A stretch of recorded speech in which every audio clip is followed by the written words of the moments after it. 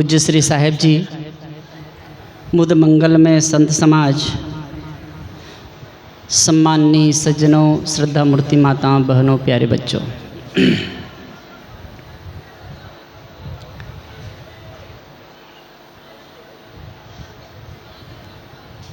आज ये सभा सदगुरु अभिलाष साहेब जी को समर्पित है, उनकी श्रद्धांजलि निमित्त है। हमारे अनेक संतों ने उनके जीवन के संदर्भ में कहा, अपने संस्मरण भी बताए।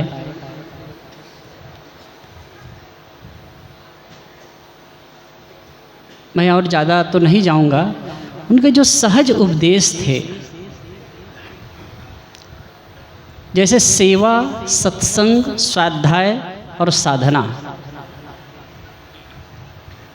सेवा, सत्संग, स्वाध्याय और साधना, इस चार बातों में जीवन का साफल्य देखते थे, जीवन की सफलता देखते थे, बहुत ही महत्वपूर्ण। मैं पढ़ रहा था तभी गुरुदेव जी से मुलाकात हुई, बहुत छोटा था तब से। और एक दक्षिण भारत के संत हुए महर्षि रमण, जानते होंगे शायद आप लोग। वो सदगुरु अभिलाष साहेब, उसके बाद महर्षि रमण, फिर बुद्ध के बारे में जाना, महावीर स्वामी के बारे में जाना। तो वो मुझे बहुत अच्छा लगा, सबका सिमरन। फिर साहेब जी के बारे में, और उनके जो बड़े साहेब जी हैं, बड़े साहब जी हमारे दादा गुरु सदगुरु राम सूरत साहेब, उनकी पुस्तक विवेक प्रकाश, उसके नाम पर ही मेरा नाम रहा, विवेक प्रकाश। अब प्रकाश हट करके विवेक रह गया है। तो जीवन में जैसे कि यहाँ आए, आश्रम में आए, गुरुदेव जी को बिल्कुल नज़दीकी से देखा। उन्होंने जो जी करके बताया, अभी हम लोग सुन रहे थे। सेवा, सेवा से चित्त शुद्ध होता है, ये वाक्य आप लोग कई बार सुने होंगे। सेवा से चित्त शुद्ध होता है। एक बार गुजरात में एक जगह जाना हुआ, तो एक संत ने कहा कि जब गुस्सा आए, ब्रह्म वेदांत जी, उनसे मिला हूँ, गृहस्थ संत है, बड़े अच्छे, ओशो के फॉलोअर से सैकड़ों की संख्या में उनके आश्रम में लोग रहते हैं। कि गुस्सा आए तो झाड़ू लगाना, गुस्सा आए तो झाड़ू लगाना, गुस्सा शांत हो जाएगा। सचमुच में हम अगर देह से सेवा करते हैं, मन में सेवा की भावना है, तो चित्त शुद्ध होगा ही। गुरुदेव जी ये वाक्य हमेशा दोहराया करते थे, सेवा के बिना चित्त शुद्ध नहीं हो सकता। अगर चित्त की शुद्धि चाहिए तो सेवा आवश्यक है, और सेवा से ही महान होते हैं। साहेब जी कहा करते थे कि पहले वो पुस्तक लिखते भी थे और पुस्तक बेचते भी थे, और गाड़ी चलती थी बैल, जैसे कोई क्षेत्र में छत्तीसगढ़ वगैरह में कहीं जाते थे तो बैलगाड़ी में ढोते थे, तो वहाँ लाद देते थे, बांधते थे, तब चलते थे। सब प्रकार की सेवा करते थे। एक संस्मरण बताऊं। एक बार गुरुदेव जी की सेवा में श्री राम साहेब जी थे, मैं था, और यही ज़्यादा दिन तो अवसर नहीं लगा सेवा में रहने का। तो शाम के समय भोजन मैं कराता था, दोपहर में श्री राम साहेब जी कराते थे। तो जब भोजन कराने के लिए मैं लाया और भोजन दिया, तो शाम को मैं कम करता था, तो जो बचा उसको मैं प्रसाद रूप में ले लूँगा, ऐसे सोच करके। तो साहेब जी हाथ धो करके आए और कहे कि इतना हो जाएगा। तो मैं कहा हाँ साहेब जी, मैं खाने का मन नहीं है, इतना हो जाएगा। तो कैसे जवान आदमी हो, इतना कैसे खा लो, इतना से कैसे हो जाएगा।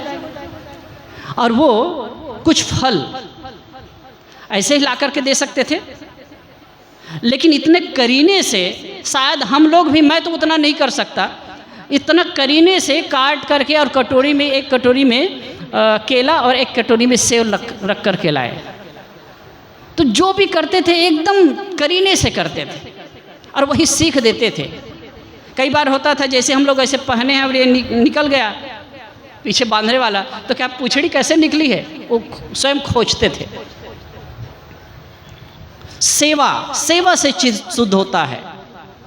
और एक उनका सूत्र भी है, एक है, आप बीजक मंदिर में जाके देखेंगे, देह क्षेत्र में कर्म प्रवणता, मन प्रदेश में अचल समाधि, जीवन का साफल्य यही में, जब मानस होवे निर्बाध। अगर हम सेवा में लगेंगे, परिश्रमी होंगे, तो शरीर स्वस्थ होगा, अच्छा होगा, और मन में प्रसन्नता और शुद्धता होगी ही। तो पहली बात सेवा। दूसरी बात है सत्संग। सत्संग से के माध्यम से ही हमें बोध हो सकता है। लगातार सत्संग हम करते रहें। आजकल सत्संग एक व्यवसाय जैसा भी हो गया है, और बातें चलती हैं, सुनते हैं, लेकिन वास्तव में सत्संग जो सही चर्चा है, ज्ञान की चर्चा है, वो हम सुने, ग्रहण करें, तो उससे हमारे जीवन की सार्थकता होगी। पूज्य श्री ज्ञान साहिब जी बहुत सुंदर इस पर व्याख्या करते थे। सजनों नाम संग सत्संग, सत्संग के दो रूप, सजनों नाम संग सत्संग। सज्जनों का संग करना सत्संग है, अच्छे लोगों का, अच्छे पुरुषों का संग करना सत्संग है। और अच्छे लोगों का संग करेंगे तो हमारे विचार भी अच्छे होंगे, हमारा भाव अच्छा होगा, और हमारे कर्म भी अच्छे होंगे। और सत्य का संग करना, सत्य क्या है? सत्य, दो ही चीज सत्य है, एक जड़ सत्य है, दूसरा चेतन सत्य है। लेकिन जड़ परिवर्तनशील है और चेतन अपरिवर्तनीय है, जो आपके घट घट में बैठा है। हम सेवा की, भक्ति की, ज्ञान की चर्चा तो करते हैं, और कबीर साहब की गुणानुवाद भी गाते हैं, लेकिन उस तथ्य को नहीं समझ पाते।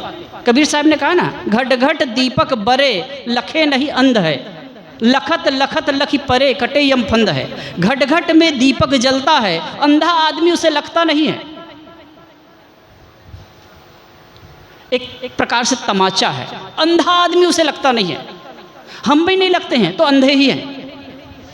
जब हम किसी के साथ बुरा व्यवहार करते हैं, किसी के साथ छल छद्म का व्यवहार करते हैं, किसी के साथ हिंसा हत्या का व्यवहार करते हैं, तो अंधे नहीं है क्या?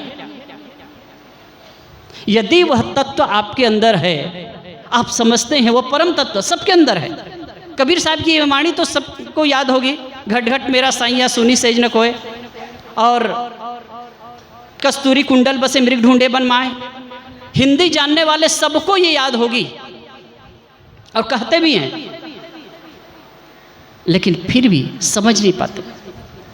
तो सत्संग के माध्यम से इस सत्य को समझना है। जिस सत्य को मैं ढूंढता हूं, जिस सत्य के लिए मैं दौड़ता हूं, जिस सत्य के लिए भटकता हूं, वो मेरे अंदर है, और वही सत्य सबके अंदर है, सबके अंदर चैतन्यता है। और इसके लिए एक वाक्य और समझिए। कितने लोग कहते हैं साधुओं को देखकर बहुत स्वार्थी है, किसी किसी को हम कहते हैं ना स्वार्थी है। वास्तव में सही अर्थ में जो स्वार्थी होगा वही प्रार्थी हो सकता है। ध्यान दीजिएगा, सही अर्थ में कोई स्वार्थी होगा वही प्रार्थी हो सकता है। स्व के अर्थ, स्व के प्रयोजन को जो समझेगा, अपने को जो समझेगा ना, और जो समझेगा कि मुझे किन बातों से दुख होता है, किन विचारों से, किन भावनाओं से मैं पीड़ित होता हूं, उस चीज को अच्छी तरह समझ लेगा, तो वो दूसरे के साथ वैसा व्यवहार नहीं कर सकता फिर। तो सत्संग का मतलब है सत्य को समझना, और बराबर हम सत्संग करेंगे तो ये समझ सकेंगे। और ये भी समझना होगा कि किसी का भी सुधार होगा तो सत्संग के माध्यम से ही सुधार हो सकता है। दंड के बल पर, कानून के बल पर सुधारा नहीं जा सकता, दमित किया जा सकता। फिर स्वाध्याय है। स्वाध्याय खुद का अध्ययन। स्वाध्याय का मतलब ग्रंथों का अध्ययन भी होता है, पुस्तकों का अध्ययन। गुरुदेव जी के बारे में हमने सुना है कि कुछ दिन वो कुछ महीने पहली क्लास में गए, कुछ महीने दूसरी क्लास में गए, और उतने से वो बहुत कुछ कर गए। उतने से नहीं, उन्होंने अध्ययन किया। अध्ययन के बल पर समाज को इतने साहित्य दे सके, इतने विचार दे सके। एकदम स्वतंत्र विचार, क्रांतिकारी विचार।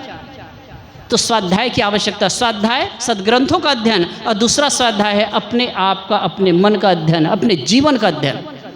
अगर हम दो काम करने लगे तो अपने जीवन में भी परिवर्तन आएगा और जीवन की तरक्की होगी। और चौथी बात है साधना। साधना भी बहुत आवश्यक है। गुरुदेव जी इस पर बारंबार जोर देते थे, और वो कहते थे, यहाँ उम्र वाले भी हैं, कहते कि 60 के ऊपर वाले हैं उनको कम से कम 1 घंटा ध्यान में बैठना चाहिए। तो कितने महात्मा लोग तो ये भी कहते हैं, अरे ध्यान व्यान क्या करना। एक महात्मा कह रहे थे, जिसका मन चंचल हो वो ध्यान करे। एक शिविर में मैं था, मैं खुद संचालन कर रहा था, तो आए और अपने आप को बड़ा क्रांतिकारी मानते हैं, जिसका मन चंचल हो वो ध्यान करे। तो मैंने कहा कि इसका मतलब है जो ध्यान करते उसका मन चंचल है। ध्यान क्या है? अपने में ठहरना, वर्तमान में होना। दुख सुख दुख के द्वंद्व में हम तभी तक झूलते हैं, तभी तक उलझते हैं जब तक हमारा मन चंचल है। भूत और भविष्य में इसी में डोलता रहता है, पेंडुलम की भांति। कुछ क्षण ऐसा निकालिए कि ऐसा हो कि आप कुछ भी मत करें। अपने घर में किसी कोने में बैठें, निरांत एकांत, ऐसे समय कुछ निकालें और बैठें कि उस समय कुछ भी ना करें। आप अगर करने लगेंगे तो महसूस होने लगेगा, धीरे धीरे अगर आंतरिक गहराई में उतरते जाएंगे तो एहसास होगा कि नहीं, यहाँ कुछ है, अपने में है। हम जिस सुख को, जिस शांति को, जिस परमात्मा को बाहर ढूंढते हैं वो कहीं बाहर नहीं है, अपने अंदर है, और वो आदमी करेगा। इस बात पर सदगुरु अभिलाष साहब जी बारंबार जोर देते थे, और वो कहते थे 60 की उम्र जो अधिक हो गई, 60 के ऊपर वालों को अधिक से अधिक समय देना चाहिए। और एक विज्ञान है, मनोविज्ञान है, कि जिसकी जितनी उम्र है उतना ध्यान जरूर करना चाहिए। अरे कुछ बैठिए, खाली होकर कुछ मत करिए, जब तब ये वो कुछ भी मत करिए, आप रिलैक्स होकर के बैठिए। मैं एक छोटी सी बात कह के विराम दूं। अभी मैं जूनागढ़ गया था कुछ समय पहले, तो वहाँ कुछ बच्चे लोग आए, तो उसको मैं योगासन करा रहा था, प्राणायाम करा रहा था। तो उसी में एक 9 साल का बच्चा था। तो प्राणायाम कराने के बाद में श्वास पर मैं ध्यान कराना शुरू किया। तो वो बच्चा बैठा तो एकदम अडोल अबोल की स्थिति। तो फिर मैं कहा आँख खोलो, तो वो बच्चा आँख खोले ना, तो उसको पकड़ के हिलाया गया। तो उसके पिता ने कहा, वैसे 3-4 बार, 2 दिन 3 दिन तक रहा मैं, तो हर बार ऐसे होता था। तो उसके पिता ने कहा, साहब आप जो बताए हैं उस हिसाब से इनको ध्यान मैं करता हूँ, इनको कराता हूँ, तो जब भी कराता हूँ तो बिना हिलाए डुलाए वो उठता ही नहीं है। तो मुझे डर लगता है कि अगर कहीं वो ध्यान में चला जाए और उठे ही न तब।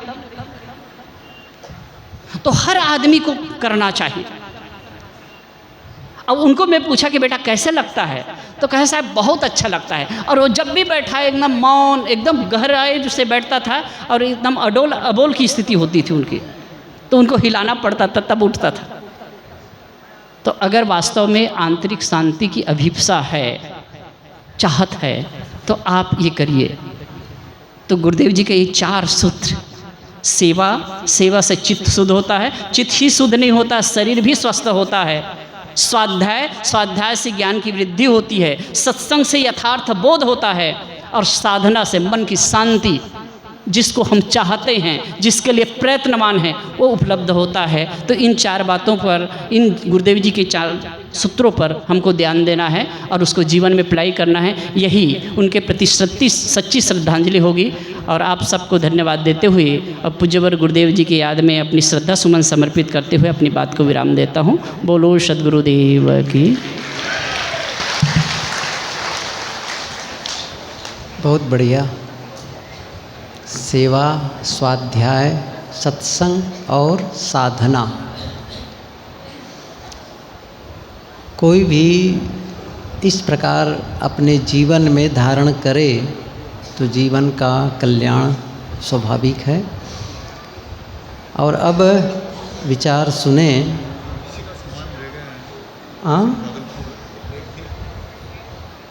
श्री किशन साहब भागलपुर बिहार वाले बैग झोला बीजक मंदिर में। किसी का सामान, नाम तो लिखे हैं किशन साहब का, तो बैग है ऑफिस में रखा है बीजक मंदिर में, सही है ना, उसको लेना है, ये कुछ अस्पष्ट है। तो बहरहाल ये बैग के संबंध में संदेश है, बीजक मंदिर में है, वो जाके ले सकते हैं। और विचार अब श्रवण करते हैं। श्री क्या नाम है ये, अमर साहब कहाँ हैं? अमर साहब जी आइए थोड़ी देर। फिर विकास साहब जी बैठे हैं, उनके भी विचार सुनना है। शास्त्री साहब बैठे हैं, सबके सुनना है थोड़ा थोड़ा। आइए साहब थोड़ी देर के लिए संक्षिप्त। आप गुजरात से हैं साहब, जहाँ हैं अमर साहब जी, सबको अमर बनाएंगे संभवतः। धन्यवाद आप आए हैं। अच्छा ठीक है, बढ़िया, मिल गया, जाओ। बोलिए सद्गुरुदेव की।